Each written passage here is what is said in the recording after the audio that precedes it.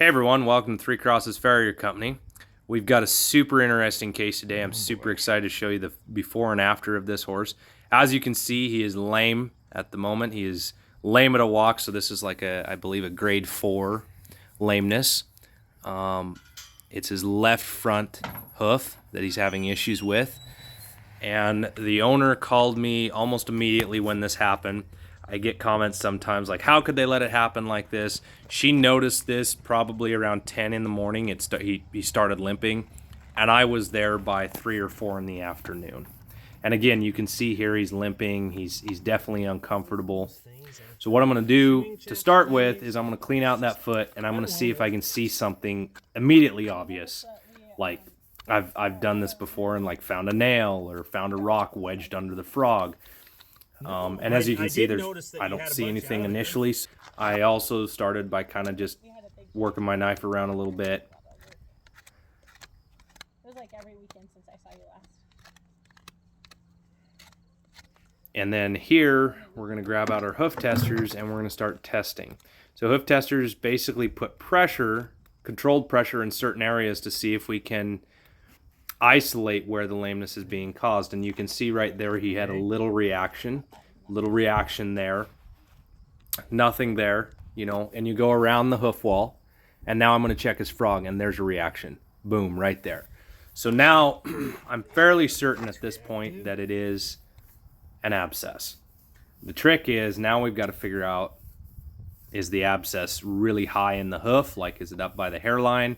Or is it something that I can take my knife and find with minimal pain and minimal damage to the hoof itself? So again, you can kind of see him reacting a little bit there. Nothing there. I'll do this a couple of times, 2 or 3 times usually, just to make sure that I'm for sure finding the spot that's hurting and not just he just happened to move. But it's fairly apparent that it's right in that bar area. An abscess can be caused by a lot of things. It can be caused by bruising. It can be caused by something as simple as a little piece of gravel working its way up the laminae wall, working its way into sensitive tissue, and then creating a infection. And because it's a hoof wall, it doesn't have anywhere to go, and that infection creates pressure. And so until you relieve the pressure, it causes a lot of pain for the horse. So again, you can see him reacting almost exactly the same spot every time. Lamenesses like this are fairly common in the farrier industry. Horses, it happens all the time. There's not really anything an owner can do to prevent it. It's just part of owning horses and being aware. It's no fault of the owners.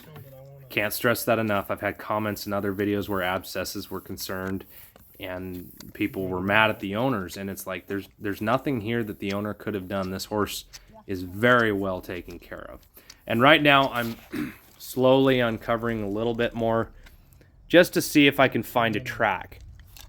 Usually with an abscess you can find like a little bit of track. Might be some moisture, you know, some fluid, or something like a dark line in the hoof wall where there shouldn't be a dark line, and if you follow it up, it goes right to the abscess. That's what's kind of cool with cows. I wasn't able to find the abscess on my own. I was pretty sure that it was pretty high up, and I wanted a second opinion, so we took him to our local veterinarian who has mentored me since I started shoeing. He's absolutely amazing. He's been a vet for over 50 years now, and he's forgotten more than most of us know about horses. So what we're doing now is we're x-raying. So we're going to get an x-ray. At this point, we had blocked him as well. We determined that the lameness is in the hoof capsule. And what that means is we take a numbing sedative, like lidocaine basically. It's called something else in the horse world. And we deaden the nerve to the hoof. And if he goes sound, then that means the problem is in the hoof itself. If he doesn't go sound, then it means it's up higher. So this is a mobile x-ray unit, super handy. And we're going to go over here and we're going to look at the x-rays. So right here, you see the x-ray come up. There's not anything initially that we noticed. You do notice that it's kind of clubby and that there's not a lot of sole depth. So those are two things that we're going to address in shoeing this horse later. And here's the front view, and this is Dave coming up to look at it. And so there we can see. Let's stand him Lost up on again. the wedge. I believe this is the top-down view, Anyway. and that is actually If you're gonna Play-Doh, do and it, it helps machine's make working, the let's do it. bones more defined. So this view is the X-ray machine sitting over the top. I believe they call it a skyline view. I apologize for not being more precise with this. It's actually, this is the vet's job, and so I'm not super familiar with the terms. But we get the hoof, and we get it on this little angle thing here, and we put the x-ray plate behind it, and then we shoot the x-ray, and this gives us a really good look at the navicular bone. And what we're ruling out is that this horse is navicular as well. And you can see right there, it looks super crisp and clean. Everything No. looks really good. The horse has a pretty crisp. great looking foot. Now, Dave has sure look decided better that he's since we haven't found rebuilt. where he thinks the abscess is, and so we're going to start looking. And right there, you can see that black. He found it. In all the years of shoeing, I have never found anyone quite as good as Dave as finding abscesses. This man has a nose for him. He just absolutely loves finding them, and he'll dig into them where I'd go, I don't know if I want to dig into that. I'll soak it for a while and see if something comes out. Dave just like, oh, there it is, boom, got it. And it's always a pleasure to work with him and watch him find these things, because it's probably one of the most satisfying parts of my job. So again, we're gonna keep going. We're gonna dig a little bit more. Dave's gonna try to get that track opened up so that it'll drain. The biggest thing with an abscess is relieving that pressure. See a little moisture when I was out there. And then That knife that Dave is using there is called an Abcess loop knife. It is specifically designed for just this situation, for digging little tiny holes up through the hoof wall to find the abscess. Now, we should note here that while we did find a track, we never quite got the release that we wanted here. That's pretty good So when we took him home, we actually did soak him and leave it open so that it would drain. But you can see that hole, it's going up there, and the abscess is probably another inch up that hoof wall, to be honest with you.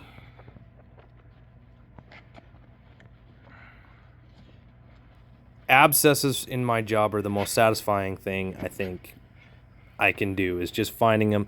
And to be honest with you, they're one of the best diagnoses as far as lameness goes.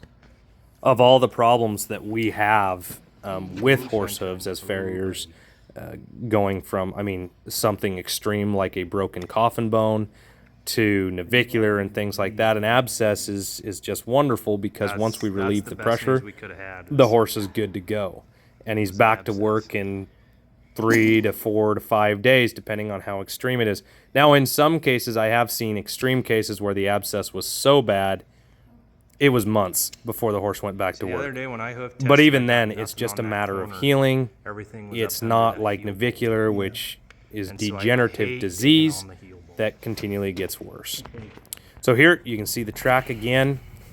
Here's a little bit better look. We took him out in the sunlight so we could see a little better light. Back up. Dave's just going to try to get a little bit more opened up.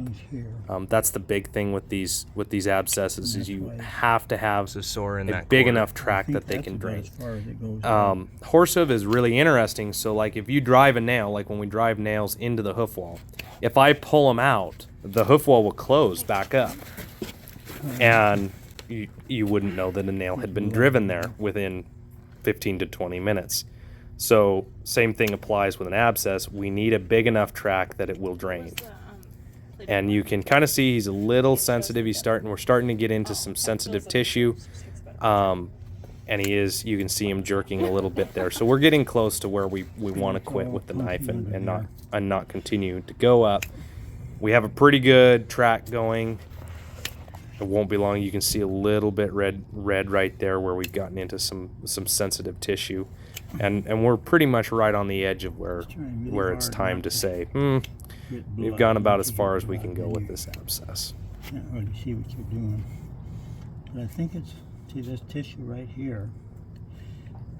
Again, just Dave has done this so many times, and I've watched him so many times. This is one of the few that I've actually gotten a video the whole process through, so I was super excited to make this video. Yeah. You can see just a little bit of blood there, and we're gonna stop for the day. That's as far as This we has want to been go. going on for a while.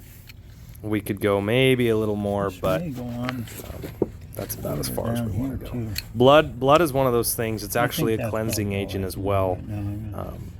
It's Maybe not soak it. always What a do you bad think? thing when you have blood. Blood helps See, clean soaking it things may out as help well. now. It's when the blood it'll is draw trapped in the down hoof Yeah. wall that we have a a little problem. bit. I don't know you even need to do that though. I think we just And here I've got him sitting on the ground. You can see how massive and how far up that track went up the hoof wall. So now my problem becomes I have to shoe him with that big hole. Keeping them or not shoeing, having this, I can't even. This is almost a week later. They kept the foot wrapped for the entire week that he was on convalescent leave. He was in a stall. And kept it clean, kept it wrapped, kept some betadine swabs on it. And now we're going to put a shoe on it now that we're sure that it's all done draining, everything looks good. We're not going to trap anything by driving a nail or anything up in there. You'll notice there's really not a lot for me to take off. That's one of the things that the x-ray showed us, was that he's rather thin-soled. So we're actually going to address that as well as the abscess. So he is a little club-footed. We're going to take some heel out, which there's not a lot to take, but we rasped it down a little bit. And then when we set our shoe, we're also going to set the shoe back just a skosh to deal with some of that seedy toe up in the front. Now you'll notice on the front of the shoe that I put a 45 grind on it, and that's just to give him a little bit more breakover. You'll also know that the shoe is super straight in the quarters. This horse has a very oval foot on this side, a very narrow foot. So we're going to address the shoe that I have. It has a 3D impression pad on it, and we're going to add some, this is the extra soft dental impression, and I'm putting copper sulfate that I mix into the dental impression. This helps with thrush, bacteria, any nastiness that will cause harm to the bottom of the foot. It'll keep that foot clean and healthy. Dental impression is probably one of my favorite tools in my toolbox. It works so well for these kind of things. It's going to give this horse a little extra cushion where he's so thin-soled. It's also going to support that frog and displace the weight, disperse the weight across the back of the foot rather than having it just on the heels. So you'll also notice that I put copper sulfate in the bottom of the foot underneath the dental impression as well as in the dental impression. Now you're going to notice he's going to jump when I drive nails. I'm not hurting him. He's really sensitive right now, especially the fact that he had an abscess. So it's still sensitive there. And that's why he's jumping around a little bit. We're actually not hurting him. He's just super sensitive because of that abscess and all that sensitive tissue being exposed. And some of it is he's being a little bit of a baby. He's a bit of a drama queen. Always has been. So he overreacts to a lot of things. You'll notice the toe is set a little over the shoe. We're going to address that with our rasp and clean that seedy toe up a little bit. You'll also notice I'm only putting 2 nails in. This particular horse doesn't have a lot of hoof wall. 2 nails will hold the shoe on, no problem. I'd rather have just 2 nails than put 3 in and take up a bunch of extra hoof wall. So I'm going to press that dental impression around the heels so that he can't reach forward with his hind foot and rip the shoe off. And look at that. Okay, spin him Completely around. sound. Let's see him walk back.